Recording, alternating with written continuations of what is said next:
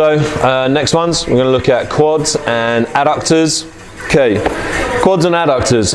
The main thing that goes wrong, if you like, with the quads and adductors is that they are working against the glutes. Essentially, if you're not squatting properly, then generally people will go into a quad dominant position. So as they squat, their knees will come forwards rather than the bum coming out backwards. That leads to a lot of tightness in the quads, a lot of tightness in the hip flexors. The problem is the imbalance against the glutes. Adductors, same thing. So the adductors are 5 of the most extraordinarily strong muscles for their size, because they have to be to work against the glutes, so the huge glute max and the glute min and med.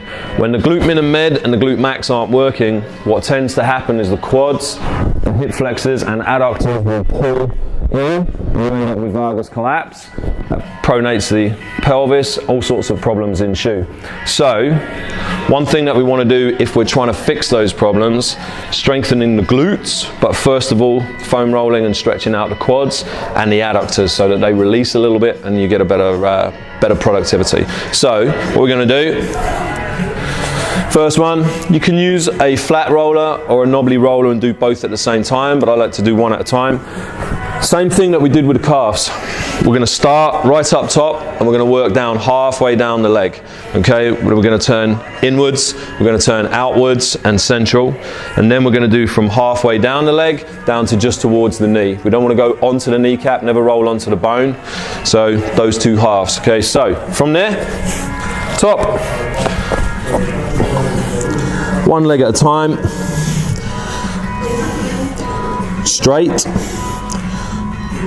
Turn the foot in so we're slightly more on the outside of the thigh. 30 seconds or so. Turn the foot out so we're slightly more on the inside. Okay.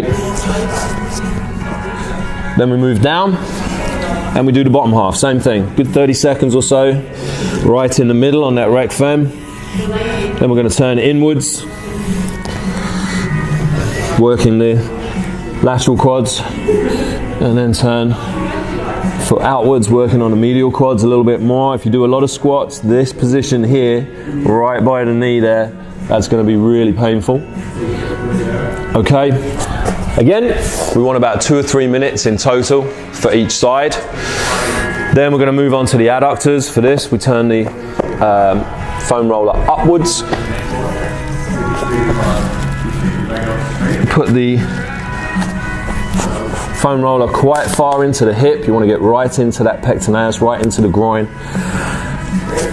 Knee's got to be as high as the hip. Don't let it drift down here. Keep it up.